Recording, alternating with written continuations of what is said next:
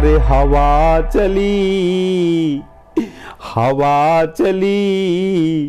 आंधी आई, फिर है गयो बंटा डार रे मेरे पिया इलेक्शन हार गए। बड़ी बुरी तरह से रो रही साहब। अरे बहु तेरे समझाए मैंने, मोदी से मिल आओ, और राम राम कह कह के उनके चरण में गिर जाओ, पिया तुम एक टिकट ले आओ।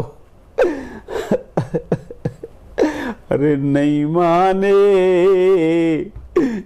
माने सीना ताने, पहुंचे पप्पू के द्वार रे मेरे पिया। नमस्कार दोस्तों, आप देख रहे हैं रेपुटेशन मीडिया। मैं हूं आपका दोस्त राकेश पवार। दोस्तों, रेपुटेशन मीडिया के प्रोग्राम खास शख्सियत में आपका स्वागत है। और आज के प्रोग्राम की खास शख्सियत हैं एक ऐसी हस्ती जिनको हम राष्ट्रीय कवि के नाम से जानते हैं। वो राष्ट्रीय कवि हैं और उनका नाम है सुनहरी लाल तुरंत जी। सुनहरी लाल तुरंत जी बहुत पुराने कवि हैं और देश के कोने कोने में वो अपनी कविताएं और अपने हास्य कला से लोगों के बीच में जाने जाते हैं। तो आज हम बात करेंगे सुनहरी लाल तुरंत जी से और जानेंगे उनके जीवन सफ़र और साहित्य के क्षेत्र में जो उनका कार्य रहा है, उन सब बातों पर हम आज उनसे बात करेंगे। तो आइए दोस्तों, मिलते हैं सुनहरी लाल तुरंत जी से और जानते हैं उनके जीवन के बारे में। सुनहरी लाल तुरंत जी नमस्कार। नमस्कार साहब, नमस्कार। कैसे हैं आप? बहुत बढ़िया, कृपा है सर। आप एक राष्ट्रीय कवि हैं और जहाँ भी हिंदी भाषा कही जाती है और सुनी जाती है, वहाँ आपने सब जगह जाकर अपनी कविताओं के माध्यम से लोगों को हंसाया है, उनका मनोरंजन किया है। तो उसके लिए आपको बहुत बहुत धन्यवाद।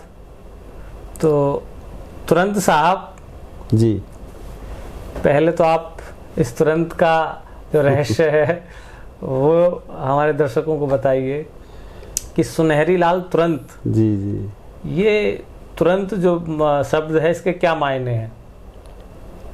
देखिए सर, तुरंत का मतलब ये होता है कि बिल्कुल फौरी तौर पे एकदम फटाफट कोई काम कर दे तो वो तुरंत है। मेरे पास तो ऐसी कोई चीज़ है नहीं कि मैं तुरंत कर देता हूँ। लेकिन हाँ, इतना ज़रूर है कि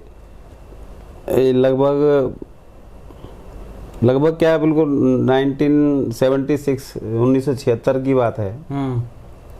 जब गणतंत्र दिवस आया था तो मेरे मित्रों ने मुझसे कहा, मेरे पास आए, एक लिफाफा दिया, उस पर लिखा हुआ था सुनहरी लाल वर्मा तुरंत।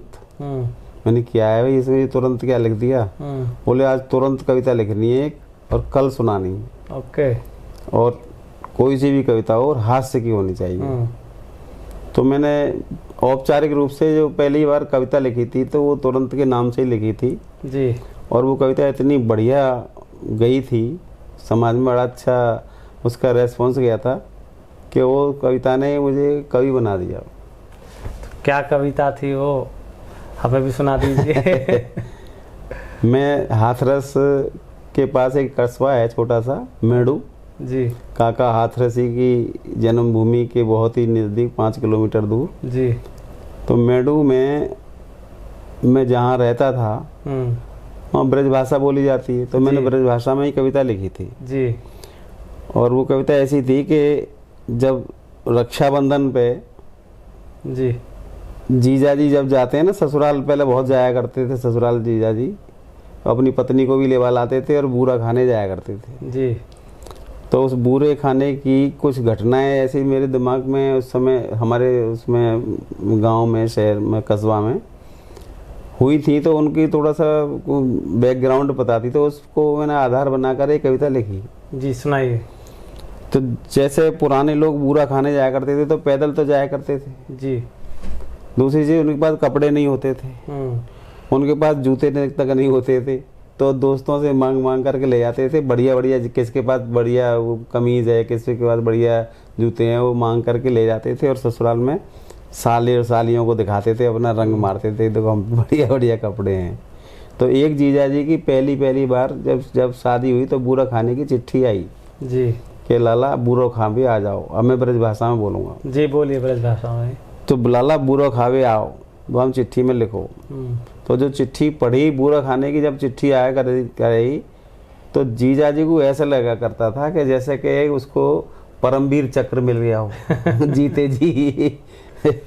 तो वो मैं इसका वर्णन करता हूँ आपके बीच में कि पाती पढ़ी ससुरार की जी जाने, पाती पढ़ी ससुरार की जी जाने, फूले नाही मन में वो समाए, और कल सनूने पे बूरो मिले गो, सो एती खुशी भई सो न पाए, कि भोर भई तज खाट तुरंत ही, फूफन के से ठाट बनाए, और यार सो मांगी मंगे नू कमीज, और धोती उधार बजाज सो लाए। सब झोला में रख लिए उन्होंने कि ससुराल में जाके वहीं पहनेंगे। तो लेके चल दिए। वो जिसने जूते दिए थे वो बोला भाई ज्यादा घिस मत देना इनको। अच्छा। हाँ, तो फिर वो घिसने के डर से हाथों में लटका के ही लेके जाता था ससुराल तक, और ससुराल आने से पहले कहीं पानी वानी देख करके नहा धो करके तैयार होकर के फिर वो ससुराल में एंट्री मारता था। कि सावन में ससुराल चले, ये सावन में ससुराल चले, अरमान सबे ही आराम संजोए, और झोला में धोती कमीज धरी, पर जल्दी में हाथों पाए न धोए। गेलू में बम्बा तुरंत पर्यो, गेलू में बम्बा तुरंत पर्यो, धरी झोला को पार पे नहाए धोए, उत ले गए और झूला उठाए कोई, तब जीजा जी बम्बा की पार पे रोए। बहुत दुख हुआ उनको, साहब मेरे झोला चला गया। ससुराल की चिंता भी जो थी वो फुर्र हो गई। अब जीजा जी बेचारे परेशान, अब ससुराल तो जा नहीं सकते थे, घर लौट आए। उधर ससुराल में चिंता हुई कि लाला को आना था और आई नहीं, रात हो गई और पता नहीं क्या हुआ। पहले फोन वोन होते ना थे, चिट्ठियाँ बहुत दिनों में आती थी। तो वो परेशान ससुराल वाले, उस ससुराल के जो परेशान होने का, वेहवल होने का एक दृश्य आपके सामने प्रस्तुत करूँ मैं। वो ये है 4 पंक्तियों में। पहली बात तो ये है कि ससुराल के जितने भी रिश्ते हैं साहब वो सा से शुरू होते हैं जी। साला, साली, सास, ससुर, समधी, समधिन, साड़ू, सड़ेज और ससुराल। हाँ, सारे सैसे ही। कोई रिश्ता ऐसा बचा ही नहीं है जो सा से शुरू ना होता हो जी। लड़के की ससुराल का। जी जी। तो देखो उन्होंने जो 4 पंक्ति में एक सवैया लिखा था कि बीत्यो सनूनो नाए लला, बीत्यो सनूनो नाए लला, अति आतुर है के सासुल रोबे, और सारो हूँ सारी हूँ साड़ू सरे जहूँ, रो में ससुर ससुरार हूँ रोवे। कि बीत्यो सनूनो नाए लला, अति आतुर है के सासुल बोले, सॉरी, बीत्यो सनूनो नाए लला, बीत्यो सनूनो नाए लला, अति आतुर है के सासुल रोवे, और सारो हूँ सारी हूँ साड़ू सरे जहूँ, रो में ससुर ससुरार हूँ रोवे। ये जो कविता आप गा रहे हैं जी, ये एक भारत के बड़े विश्वविख्यात म्यूजिक डायरेक्टर हुए हैं रविंद्र जैन। वो अलीगढ़ और हाथरस के पास ही उनका गांव था। बिल्कुल बिल्कुल। तो वो जब इसकी हनुमान जी की जो चौपाई गाते हैं उसका बिल्कुल यही टोन है जो आप गाते हैं, है नहीं? हाँ, बिल्कुल बिल्कुल। तो चलिए, ये तो आपकी पहली कविता हो गई। अभी इसका एक पंच देखो तो कितना शानदार है।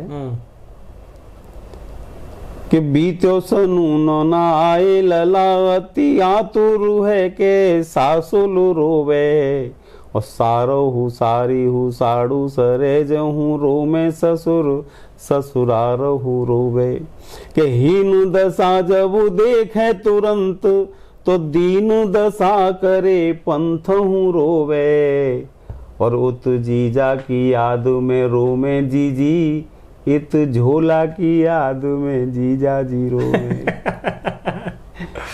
जीजा झोला की याद में इधर वो रो रही है उधर वो रो रही है कि लाला नहीं आए और इधर। चलिए अच्छा, तो तुरंत साहब आप बेसिकली कहाँ के रहने वाले हैं?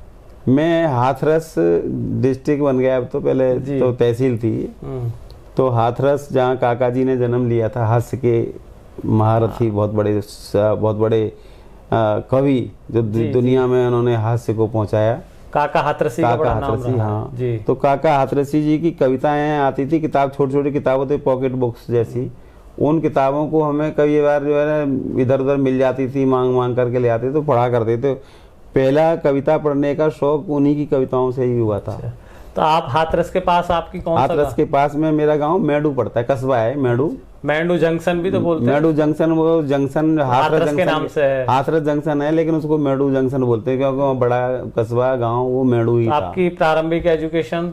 मेरी प्रारंभिक और हाथरस में ही हुई थी। वैसे गांव में मैं पढ़ा था 12वीं क्लास तक जी, और उसके बाद फिर मैं हाथरस में पढ़ा था, एक बीए किया था जी। और उसके बाद बीए करने के बाद प्राइवेट मैंने जैसे व्यक्तिगत रूप से फॉर्म भरते हैं ना, जी जी, एमए किया था। ओके।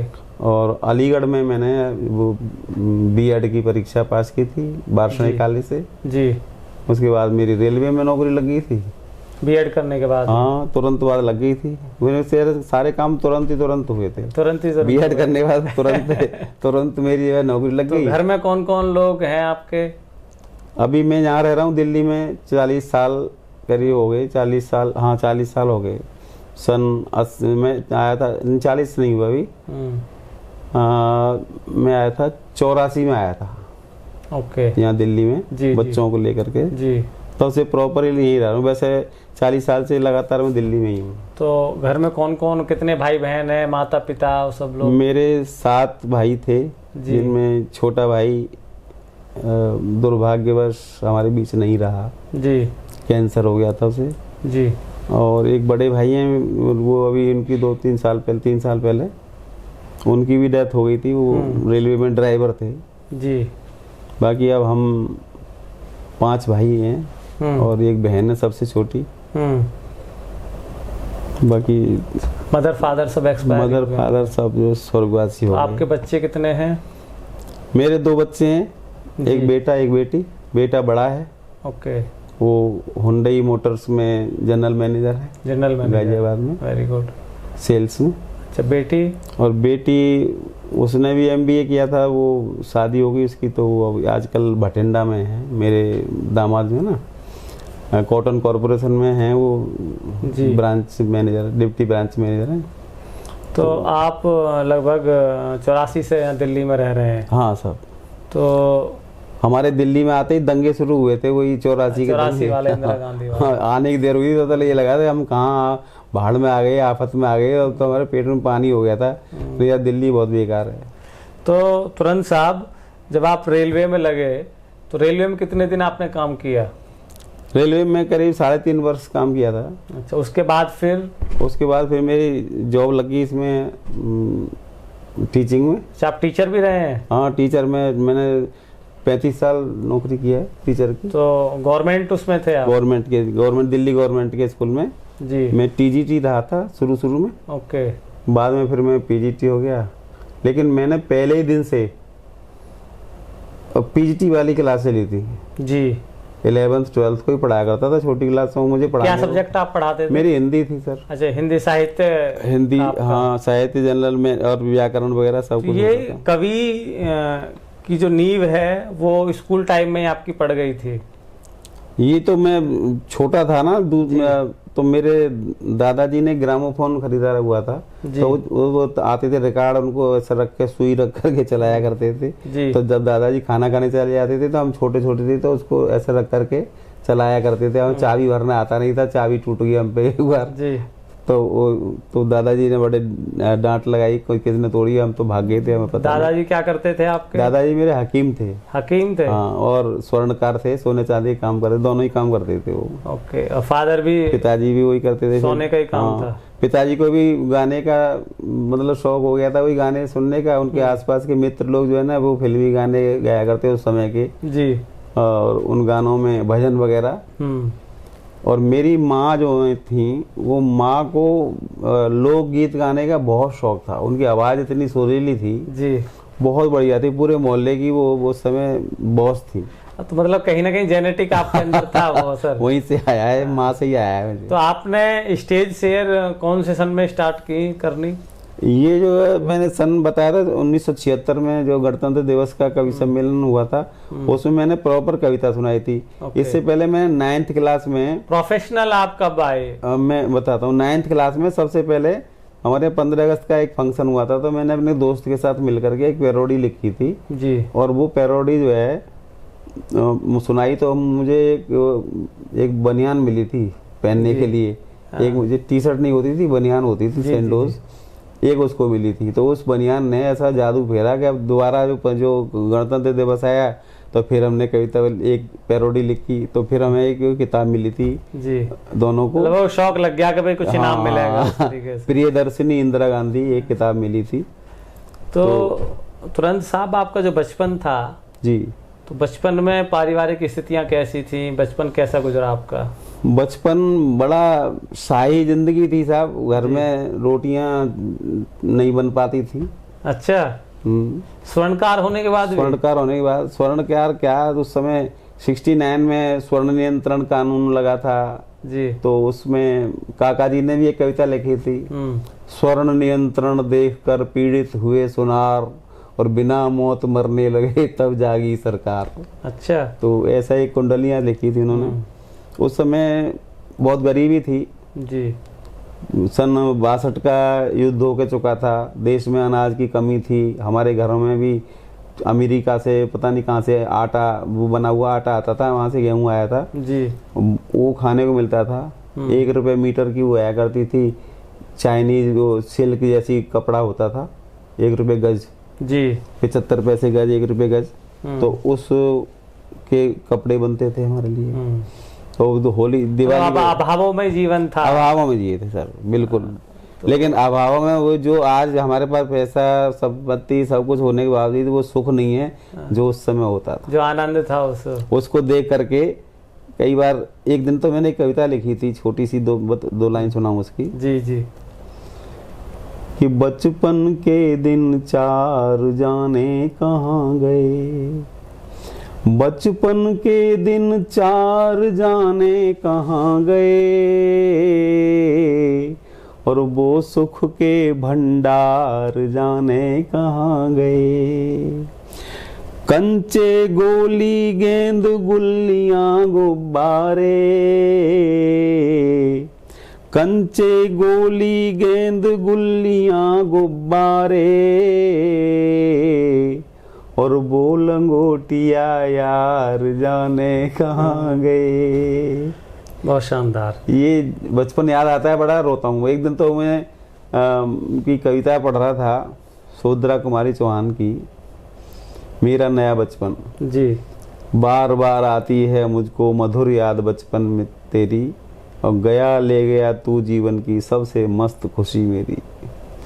तो उसको पढ़ कर के भावुक हुआ, और फिर बाद में वो कविता पूरी पढ़ने के बाद मैंने कहा कि ला मैं भी जो है ऐसे ही कुछ भाव से आए। फिर मैंने कुछ लाइनें लिखी, वो ये थी कि कहाँ खो गया बचपन मेरे, एक बार फिर आ जा रे, और माँ की गोदी में दुबका कर लोरी मुझे सुना जा रे।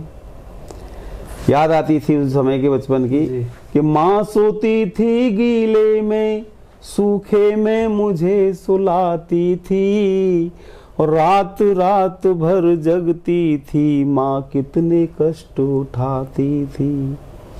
ये अपने सुख कुर्बान कर दिए माँ ने मुझे बढ़ाने में, और समझौता कर लिया दुखों से निज कर्तव्य निभाने में। और मैं 100 बार जन्म लूंगा, 100 बार मृत्यु भी पाऊंगा, और पर माँ का ऋण कितना है, क्या ऋण कभी हो पाऊंगा। ऐसी प्यारी प्यारी माँ से एक बार मिलवा जा रे, और कहाँ खो गया बचपन मेरे, एक बार फिर आ जा रे।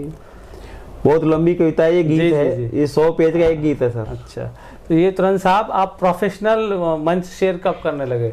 प्रोफेशनल मैंने अभी शुरू किया था, जैसे मैं टीचर था ना जी, तो पता नहीं मैंने कौन से अच्छे काम किए थे, तो उसके लिए मुझे स्टेट अवार्ड, दिल्ली गवर्नमेंट का स्टेट अवार्ड मिला था। जी जी। तो मैं बच्चों को पढ़ाता खूब मन से था, उनको एक्टिविटीज में भी उनके साथ रहता था, सोशल वर्किंग भी करता था। जी जी जी।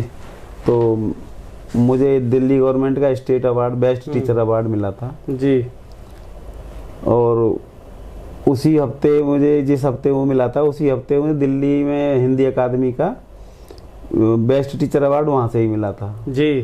तो इसमें मुझे 11,000 रुपये दिल्ली गवर्नमेंट से मिले थे और 5,000 मिले थे 5100 हिंदी अकादमी से।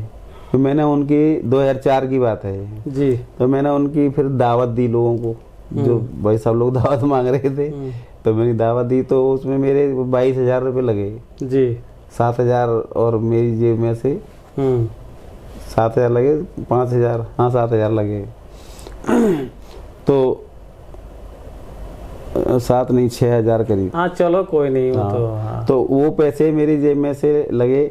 मैंने फिर वो बड़े बड़े अधिकारी मित्र लोग आए थे, मैंने 1-2 कविता सुना दी थी वहाँ मंच पर जी। अब वो मंच पर कविता सुनने के बाद बोले अरे आप तो कवि हैं। उनमें 2-3 कवि लोग थे, तुम तो कवि हो, कविता क्यों नहीं पढ़ते मंच पे। मैंने कि मेरे स्कूल ही मेरा मंच है, मैं स्कूल में बच्चों के साथ जो है कविता शेयर करता रहता हूँ, वहीं पढ़ लेता हूँ, वहीं पढ़ा देता हूँ और अनेक कवियों की कविताओं को मैं सस्वर वाचन करता हूँ। तो मुझे लगता है कि मैं यहीं पर कवि सम्मेलन कर रहा हूँ। वही मेरे दर्शक थे, वही मेरे अन्नदाता थे, वही मेरे लिफाफे थे, उनसे बहुत मिलता था। तो मेरा बाहर कभी ध्यान गया ही नहीं कविता की तरफ जी। तो मैं उसी में मस्त रहता था। फिर वो मुझे मेरा नंबर ले गए कभी लोग, उन्होंने मुझे 1-2 बार बुलाया, कई बार फ्री फंड में बुलाया, पैसे तो देते ही नहीं थे शुरू में। तो मैं जाता था तो घर में पत्नी नाराज होती थी, रात भर पता नहीं कहाँ रहते हैं, और फिर आते हैं जाने के सोते से जगाते हैं, परेशान करते हैं। तो मैंने की बात तो सही है इसकी भी, उन्हें क्या करूँ क्या। फिर मैंने 4 लाइन कविता की लिखी थी उस समय जी। क्या स्थिति थी जब पैसे नहीं मिलते थे जी जी, सुना है कि जावें ससुराल खुशहाल फटे हाल चाहे, गली गली मिलती हैं सालियां ही सालियां, सालियां ही सालियां। और मंच पर आमे कोई छंद गीत गावे, तब श्रोताओं से मिलती हैं तालियां ही तालियां, तालियां ही तालियां। और आधी रात आमे घर घंटियां बजामे, ये आधी रात आमे घर घंटियां बजामे, तनी तोपुसी दिखे हमें हमारी घर वालियां। और खाली खाली थालियों में रोटियां न दाल मिले, भोजन में मिलती हैं गालियां ही गालियां, गालियां ही गालियां। ये आपने पंक्ति फिर लिख दी? हाँ ये लिखी, इसे सुनाता था मंचों पे। तो मंचों पर आपकी कौन सी कविता ज्यादा हिट हुई जो लोगों ने बार बार सुनी? मैं मंच पे जो कविता सुनाने गया था, तो मैं ये वही पहली वाली कविता होती थी ना, उसको मैं ज्यादा सुनाता था। वही कविता थी मेरे पास, था ही नहीं ज्यादा। उसके बाद तो फिर आपका एक उसी से मेरे जो है ना वो बहुत ज्यादा लोकप्रियता सी बढ़ने लगी, धीरे धीरे लोग मुझे जानने लगे। और एक और कारण रहा था, आपका जो अखबार का जो प्रिंट मीडिया है, इसने भी मेरी बड़ी मदद की थी। ओके। एक स्कूल में मैंने एक कविता लिखी थी पर्यावरण पे जी। ये 2001 की बात है। तो वो कविता थी कि पेड़ लगाएं स्वर्ग बनाएं धरती हिंदुस्तान की, हरी भरी हो ये वसुंधरा मेरे देश महान की। तो ये कविता जो उसमें मैंने राष्ट्रीय सहारा अखबार था उसमें भेजी।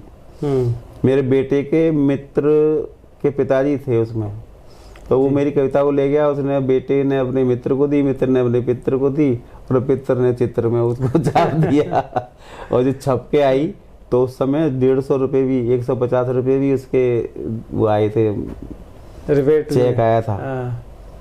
पता नहीं वो लिखने का वो मिला होगा पैसा ऐसा। जी जी जी। उस 150 रुपये ना जिंदगी को 4 चांद लगा दिए और ऐसे पहिए लगाए मेरे पैरों में। फिर मैं और एक और कविता भेजी मैंने, एक और छप बात है, 2-3 कविताएं और छपी। फिर उस बाद में वो आपके पत्र जो है उनमें छोटी 4-4 लाइन की छप जाया करती थी। फिर मैं गद्य में कुछ लिखने लगा, मेरे मित्र थे तो वो छाप देते थे, तो उससे बड़ा हौसला बढ़ता है। कुल मिला करके ये सब जो है प्रिंट मीडिया ने बहुत काम किया उसमें। तो अभी कुछ और सुनाइए ना, कुछ हमारे दर्शक देख रहे हैं आपको। आपके दर्शकों को आप जो कहेंगे वही सुना दूंगा मैं तो। सुनाइए, आप कुछ सुनाइए, कुछ हास्य में सुनाइए। अच्छा, धीरे धीरे ये कविताएं चलती गई। अब जैसे कोई समस्याएं आती थी, कहीं कुछ देख लिया बोर्ड पे लिखा हुआ, उसको देख करके कविता दिमाग में आती थी। जैसे एक नर्सिंग होम के सामने गए हम, नर्सिंग होम पे लिख रहा था मरीजों को देखने का समय, महिलाओं को देखने का समय, पुरुषों को देखने का समय। तो हम एक जगह पढ़ रहे थे तो कुछ महिलाएं आई नर्सिंग होम के सामने, तो बोली कि आप यहाँ क्यों खड़े हो, भीड़ लगा के 2-3 जन और थे। मैंने कहा हम भी देख रहे हैं यहाँ पे जो टाइम डॉक्टरों को देखने का। तो बोले डॉक्टरों को टाइम देखने का तो यहाँ क्यों देख रहे हो, डॉक्टर से पूछो जाकर, हटो यहाँ से। और फिर उसने डॉक्टर से शिकायत कर दी जाकर के तो बाहर कुछ लोग आकर खड़े हैं और बदतमीजी के साथ में क्या क्या पढ़ रहे हैं, बोल रहे हैं, जबकि हम कोई बदतमीजी कर नहीं रहे थे, हम केवल खड़े थे। तो मैंने एक कविता लिखी, डॉक्टर साहब ने से जो वार्ता हुई कि डॉक्टर कहने लगे आंखें तरेड़ तरेड़ कर, डॉक्टर साहब अंदर से बाहर आए, डॉक्टर कहने लगे आंखें तरेड़ तरेड़ कर, अरे क्यों खड़े होते हो तुम क्लिनिक हमारा घेर कर।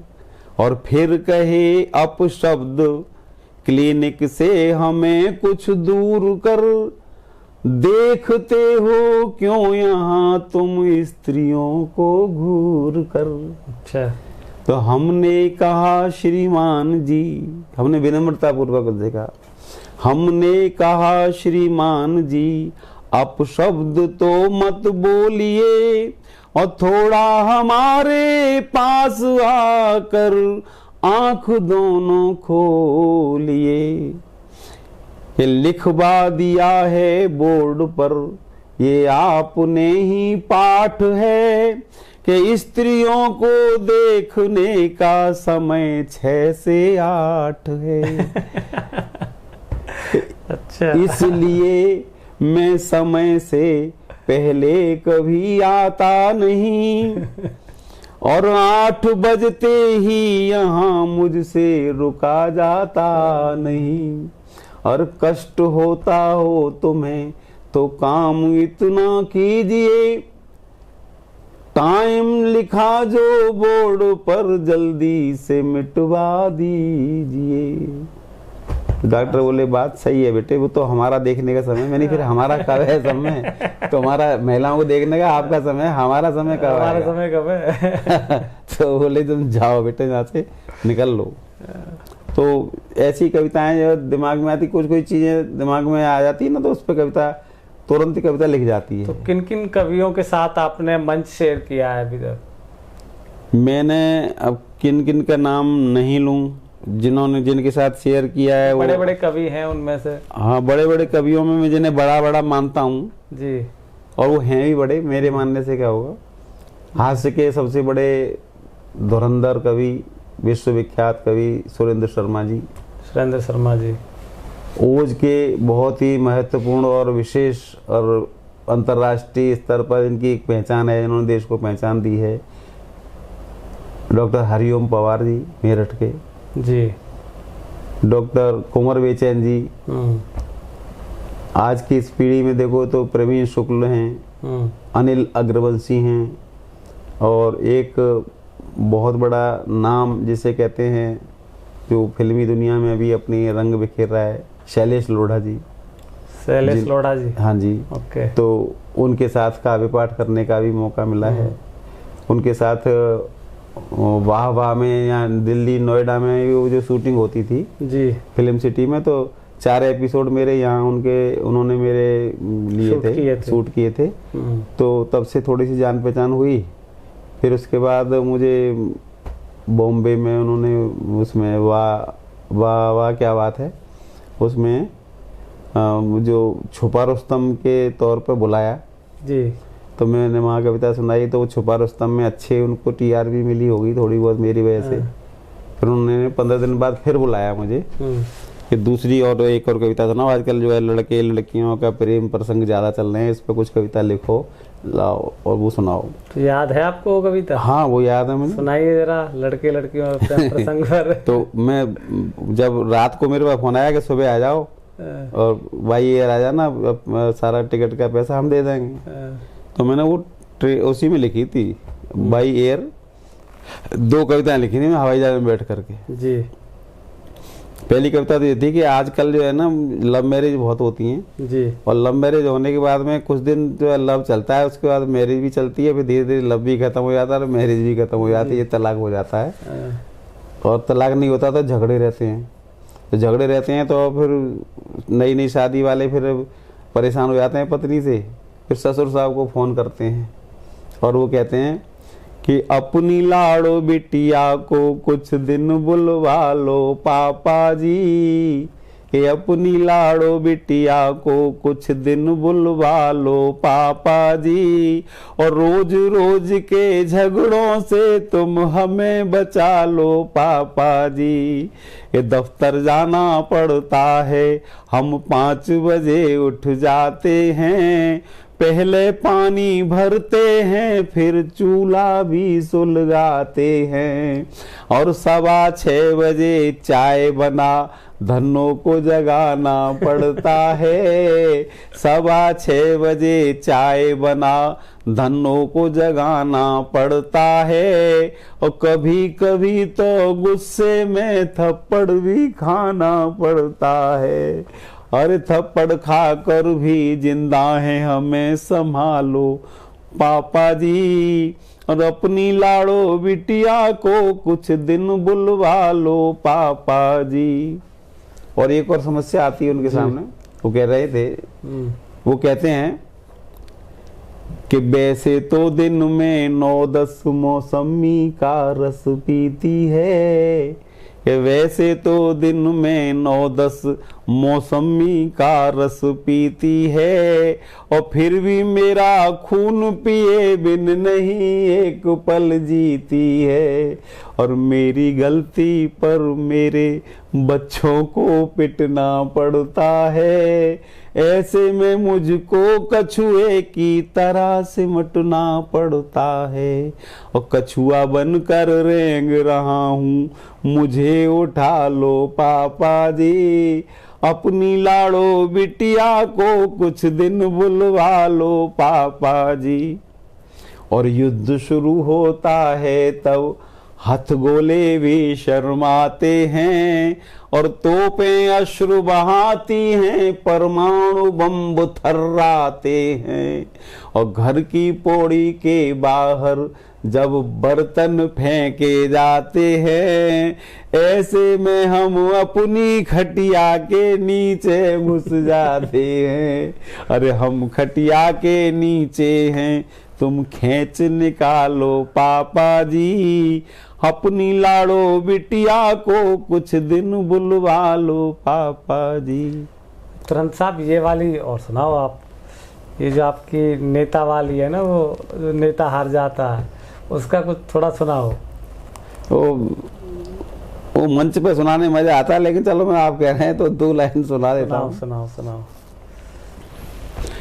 वो ऐसा होता है कि पत्नियों का हाल घर में ये रहता है जी, कोई कहे या ना कहे, सच्चाई ये है जी कि अगर घर में कोई काम अच्छा हो जाए तो पत्नी उसे अपने ऊपर लेती है कि मेरी वजह से हुआ है।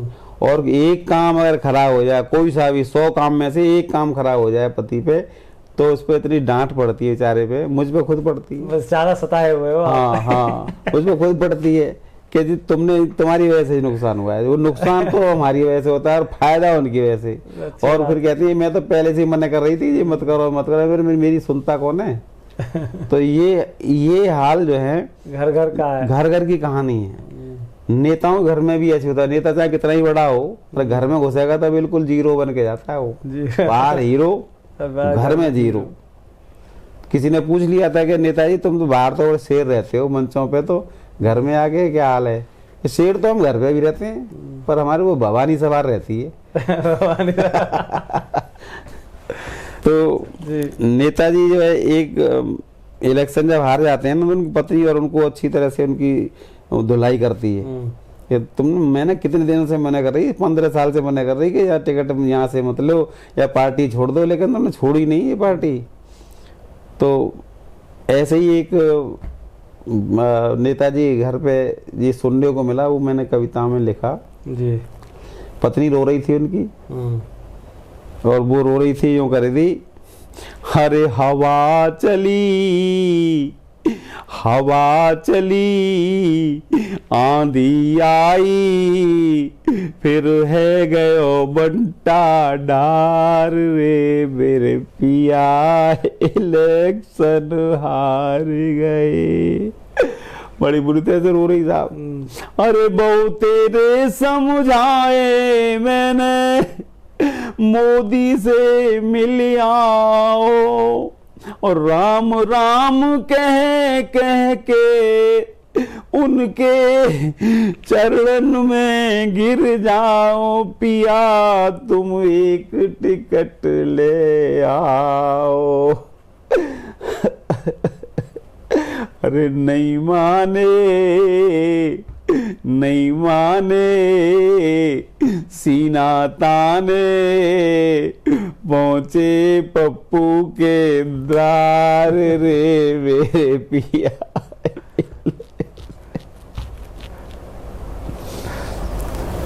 बहुत लंबा गीत है साहब।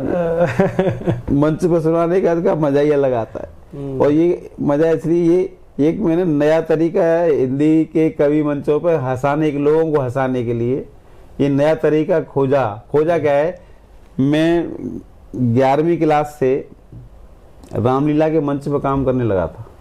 रामलीला भी मैं भी करने लगा। हाँ, रामलीला में पार्ट प्ले करता था मैं। और हुआ क्या था, एक जो है ना हास्य का जो कलाकार था वो उसकी डेथ हो गई थी जी। तो मैं थोड़ी हंसी मजाक सी करता था ना, अपने कस्बे में लोगों से बहुत ज्यादा करता था। तो उन्होंने मुझसे कहा तुम रामलीला में हमारे साथ काम कर लो। काल नेम का पार्ट प्ले करना था।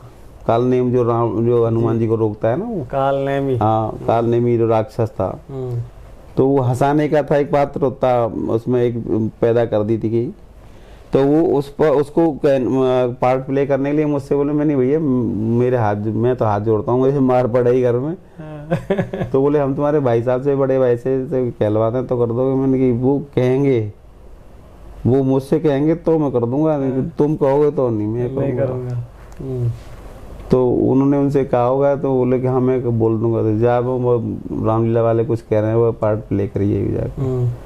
मैंने मारोगे तो नहीं। तो नहीं, तो मैंने पार्ट प्ले किया।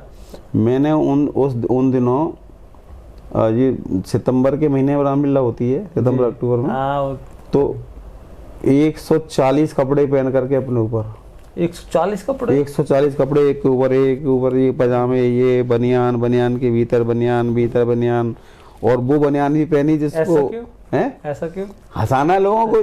जब इतना मोटा बन गया है तो हनुमान जी जब मार लगाते हैं तो फिर वो हनुमान जी का टाइम बर्बाद करने के लिए एक कपड़ा उतारता है, फिर वो और मार पड़ती है, दूसरा उतारता है, तीसरा, और लोग गिनते रहते थे और कपड़े उतारे जा रहे हैं और वो हंसी आ रही है, टाइम जो है वो पास करा जा रहा है हनुमान जी का, हनुमान जी ना मत चले जाए ना। तो उसमें बड़ी हंसी आती थी, वो किया मैंने। तो तुरंत साहब आप हास्य की कविताएं आपने ज्यादा कहीं है मंचों पे? मैंने शुरू से हास्य की कविताएं, मंचों पे मैं हास्य की कविता लिखता हूँ। हास्य के कवि हैं आप? हास्य का, मैं हास्य की मेरी पहचान हो गई है जी। क्योंकि मैंने काका आतरसी हास्य कवि थे, उन्हीं को पढ़ा था सबसे पहले। जी जी। और बाकी जो है वैसी कविताएं तो मैंने बचपन में बहुत पढ़ी थी, तीसरी क्लास दूसरी क्लास से ही। कोई एक हास्य की कविता कोई और अच्छी सी सुनाइए आप। दूसरी एक और हास्य की कविता सुनाऊं? हास्य के मैंने बहुत छोटे छोटे से, हाँ छोटे छोटे वो मुक्तक बहुत लिखे हैं जी।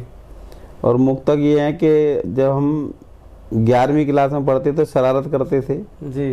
11वीं क्लास में हमारी शरारतें शुरू हो गई थी, तो उस समय लिखी थी, उस समय के बारे में आज लिखा था हमने जी कि चांद छिप जाए सितारों से मजा लेते थे, चांद छिप जाए सितारों से मजा लेते थे, और फूल मिलते नहीं खारों से मजा लेते थे, और उनके दीदार सामने से जब नहीं होते तो हम तो छुप छुप के दरारों से मजा लेते थे।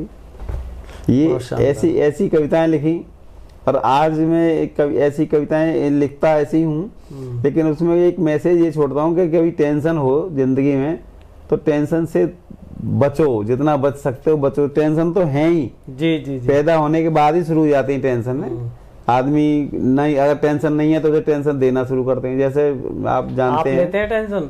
मैं किसी को टेंशन देना नहीं चाहता। नहीं लेते हैं वैसे? लेता हूँ, लेकिन उसको ये कहता नहीं हूँ टेंशन दे दे। आ जाती है तो फिर उसको मैं उड़ा देता हूँ। उड़ा देते हैं। और टेंशन तो लोग ऐसी ऐसी टेंशन लेते हैं। एक आदमी बैठा हुआ था टेंशन में, दूसरे ने पूछा भाई तू कैसे टेंशन में है? यार मुझे टेंशन हो रही, दिमाग खराब हो रहा है। क्या हो गया?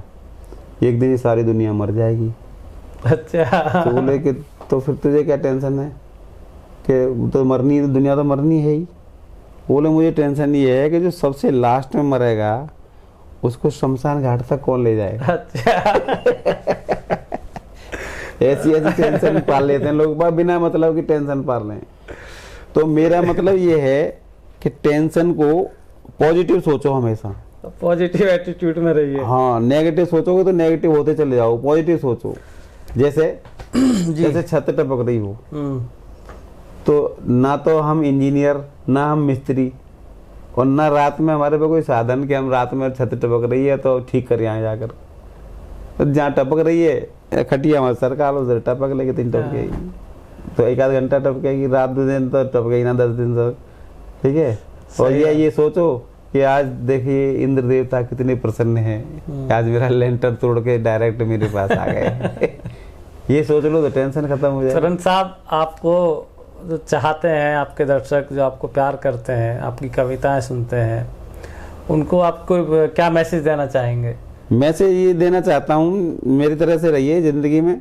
मैं क्या करता हूँ कि छत टपके तो फव्वारों का मजा लेते हैं, छत टपके तो फव्वारों का मजा लेते हैं, और टूटे कमरे में बहारों का मजा लेते हैं, और मूंगफलियों को भी बादाम समझ खाते हैं, और बेर खा कर के छुआरों का मजा लेते हैं। वाह जी वाह साहब वाह। और साल दर साल तरण ताल बदल देते हैं, साल दर साल तरण ताल बदल देते हैं, और दाल गलती नहीं तो दाल बदल देते हैं, और पुराने जाल कभी काम जब नहीं आते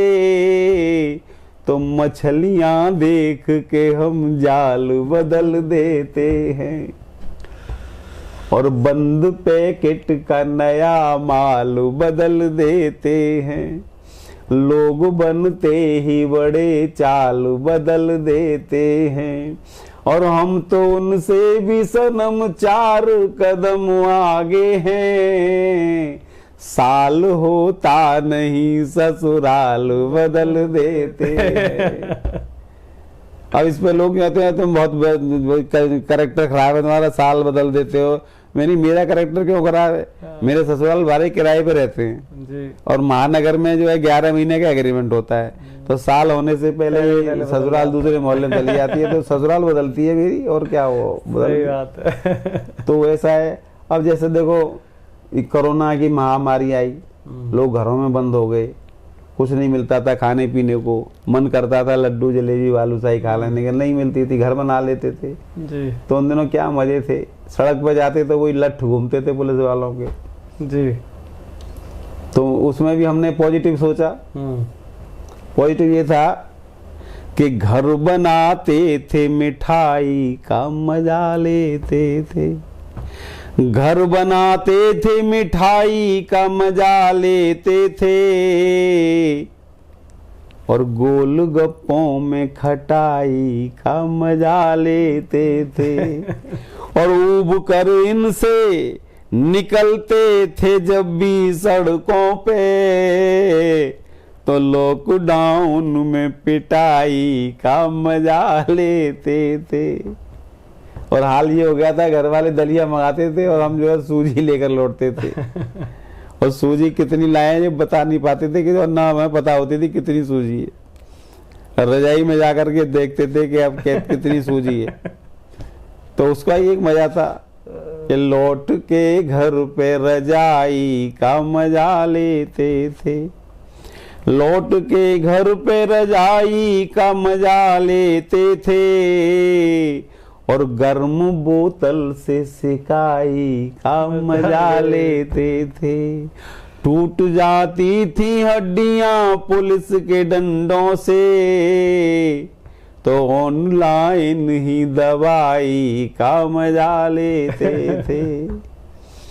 ये सब जीवन है, चलता रहता है। वैसे मैंने, आप प्रश्न ना भी करें तो बता देता हूँ जी। मैं हास्य में मंचों पे हास्य में कविताएं पढ़ता हूँ। जी जी जी। और बॉम्बे, कोलकाता, दिल्ली, जो महानगर कहे जाते हैं, इनमें मैं कविता पढ़ आया हूँ कई बार। और छोटे छोटे शहरों में एक आध दिन खाली जाता है मेरा, नहीं तो मैं रोजाना कहीं न कहीं होता ही हूँ। हाँ, होता है। तो हास्य का कवि होना अपने आप में, लोगों को हंसाना, एक बड़ा चैलेंजेस भी है और एक बड़ा खुशी भी होती है, क्योंकि आज के टाइम में किसी को हंसाना बड़ी बात है। मैं वैसे भी संवेदनाओं की कविताएं भी मैंने बहुत सारी लिखी हैं जी। किताबें हैं मेरी, 5 किताबें हैं। प्रेम पे कोई है कविता आपकी? प्रेम पर मैं बस हास्य में ही, मेरा वो प्रेम भी हास्य में ही है। वैसे तो प्रेम तो मैंने करा है ही नहीं। अच्छा, करा है? किसी ने मुझसे ही नहीं करा, मैं क्या करूँगा मुझसे ही नहीं करा प्रेम। मैडम ने तो करा होगा। मैडम भी पता नहीं करती हैं नहीं करती हैं, अब उनका वो जाने। लेकिन हाँ, जो जिंदगी अच्छी चल रही थी, सही चल रही थी, अभी नहीं है। अब तो होगा, ऐसे ही होगा, बहन भाई की तरह रहते हैं घर में। बहन भाई की तरह रहते हैं। एक वो था, वो एक हास्य में लिखी थी जी। हे पिकुबैना खंजन नैना, श्रृंगार में शुरू करी थी जी। हे पिकुबैना खंजन नैना, कंचन वर्णा अभिराम प्रिय, तुमको देखा यूं लगा मिल गए जैसे चारों धाम प्रिय। और उसकी अंत में लाइन थी, मुझे पूरी याद नहीं है जी। अंतिम लाइन थी कि ये सुंदर तन, ये सुंदर मन, ये सुंदर वदन ललाम प्रिय, ये सुंदर तन, ये सुंदर मन, ये सुंदर वदन ललाम प्रिय, चल कर एक रोज कचहरी में लिखवा दो मेरे नाम प्रिय। बहुत बढ़िया, बहुत अच्छे। तो ऐसे श्रृंगार करता मुझे लिखी नहीं जाती दरअसल। श्रृंगार की उनको लिखनी आती है जो श्रृंगार में लिप्त रहते हैं। हाँ, नहीं ठीक है, आपका हास्य में रहता हूँ, या तो मैं दुख में रहता हूँ या सुख में रहता हूँ, दो चीजें। दुख में जब माँ की याद आती है, जहाँ कहीं गरीब किसी की कोई सताया जाता है। माँ पर सुनाओ कोई एक छोटी सी कोई कविता। माँ पे 2-4 लाइन सुना सकता हूँ अभी। बेटियों पे बहुत सारे, मैंने एक किताब लिखी, बेटियों को बचाएंगे हम। जी जी जी। माँ पे सुनाता हूँ। माँ अपने आप में एक सृष्टि है। जी जी जी। एक शब्द में ही, एक अक्षर में ही एक शब्द है और शब्द में ही पूरा संसार है। जी जी जी, बिल्कुल सुनाइए। कि माँ कितना दुख सह लेती है, माँ कितना दुख सह लेती है, अपने दिल के दुखड़े सारे, अपने दिल के दुखड़े सारे अपने ही दिल से कह लेती है, माँ कितना दुख सह लेती है। नहीं चाहती उसके दुख से कोई और दुखी हो जाए, नहीं चाहती उसके आंसू और किसी की आँख बहाए, इसीलिए ममता की मारी, इसीलिए ममता की मारी भीतर भीतर दह लेती है, माँ कितना दुख सह लेती है। चलिए, बहुत शानदार आपने कविताएं सुनाई। और अंत में मैं चाहता हूँ मेरे दर्शक हंसते हुए जाएं। जी जी जी। क्योंकि अंत में जब करुणामय अंत होता है तो दर्शक भी ऐसे फिर कहते हैं रोष जैसी कंडीशन में आ जाते हैं। हाँ, तो मैं नहीं चाहता, हाँ मैं नहीं चाहता मेरे चाहने वाले जो दो चार हैं वो दुखी होकर के जाएं। जी। तो मैं जाते जाते दो दवाइयाँ बता के जा देता हूँ। जी जी जी, बताइए। एक दवाई तो ये है कि कई बार हम सवेरे सवेरे अपना, हर आदमी अपना सवेरे जग के आता है ना, तो अपना शीशे में मुंह देखता है, पता नहीं कोई बदल तो नहीं ले गया सारा, कोई चूड़ी खोल के ले गया हो दूसरा लगा गया हो, तो उसको लगता है मैं अस्त व्यस्त हो जाता है ना, वो शीशा में मुंह जरूर देखता है। और मुंह देखता है तो, और फिर जब ऑफिस में जाता है, काम पे जाता है, कोई काम खराब हो जाता है, कहता है पता नहीं आज किस मनहूस का मुंह देखा। साला रोज अपना मुंह देखता है, फिर भी कहता है मनहूस का मुंह देखा है। कई बार लोग ये देखते हैं यार बड़े गाल पे चक गए हैं हमारे, कई बार ये देखता है ये मुँह से निकल आए, यूँ करता रहेगा, जो दबाता रहेगा।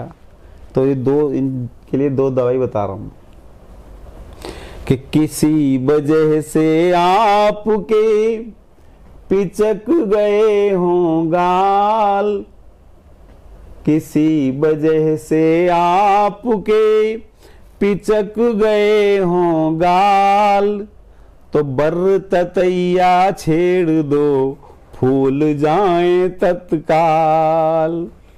ये बड़े बड़े हो जाएंगे। जी जी। और मुंह पे निकल आते हैं, मुँह से जो है छोटे छोटे बच्चों के तो निकलते नहीं है। जी जी। आप तो साइंस के स्टूडेंट रहे जी। बच्चों के नहीं निकलते और बुढ़ों के भी नहीं निकलते जी। वो युवावस्था शुरू होती है तो उसमें जो गर्मी होती है, हीट होती है ना, वो निकलती है, गंध निकलती है, उत्सर्जन का ये प्रक्रिया है।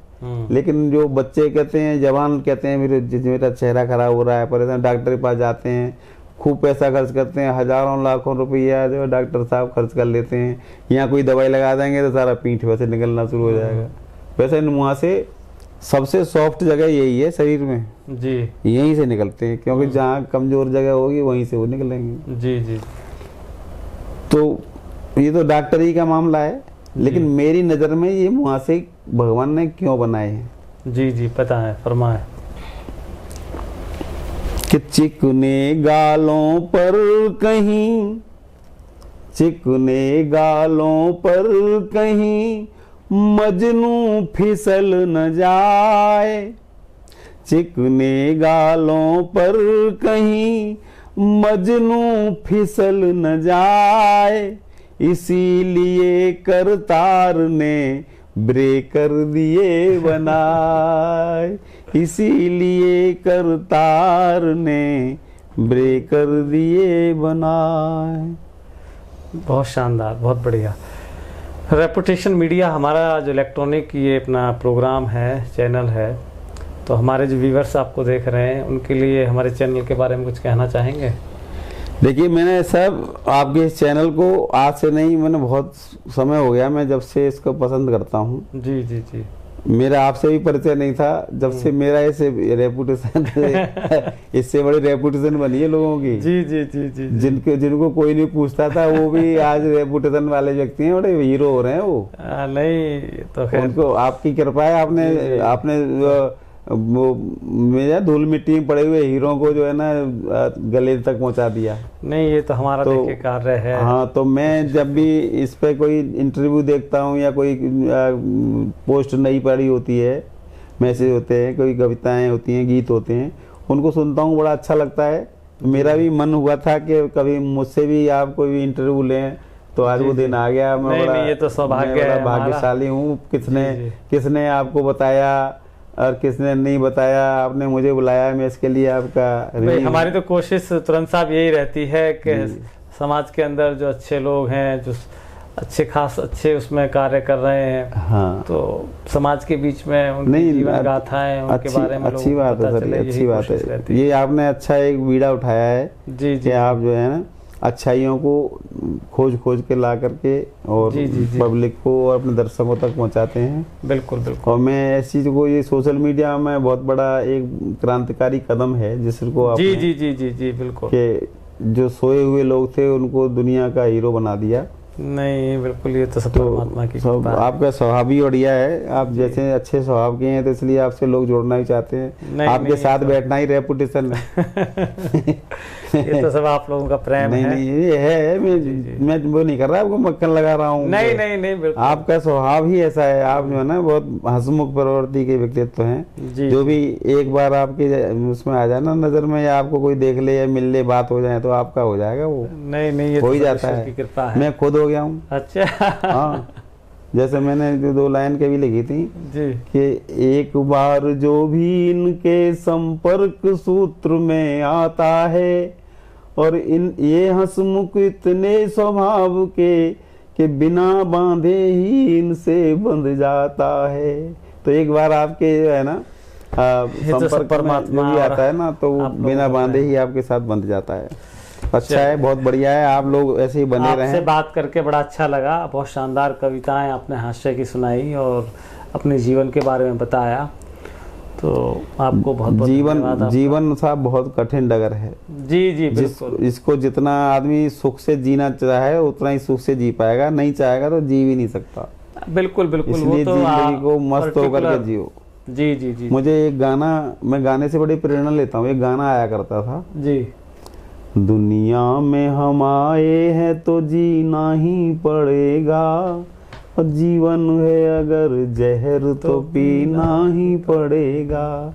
तो जीवन को अगर जहर है तो पी लो, नहीं है तो भी जीना है, और है तब भी जीना है। इसलिए मस्त होकर के, व्यस्त होकर के, खुश होकर जी जी। जीवन देखिए, जीवन में सुख और दुख दोनों का समावेश है, आते जाते हैं, उससे घबराना नहीं है। सुख है तो उसका आनंद लो, दुख है तो अभी उसको जो है अपना हौसले के साथ उसका सामना करो। तो दोस्तों, आज हमारे प्रोग्राम में हमारे साथ थे तुरंत साहब, जो हास्य कवि हैं, और बड़ा शानदार आपकी कविताएं होती हैं और बड़े लोगों को हंसाने का कार्य आप करते हैं। तो दोस्तों, आज के प्रोग्राम में बस इतना ही। आप देखते रहें रेपुटेशन मीडिया। मैं हूं आपका दोस्त राकेश पवार। मिलते हैं फिर किसी नई वीडियो में, किसी नई हस्ती के साथ। नमस्कार। बहुत बहुत।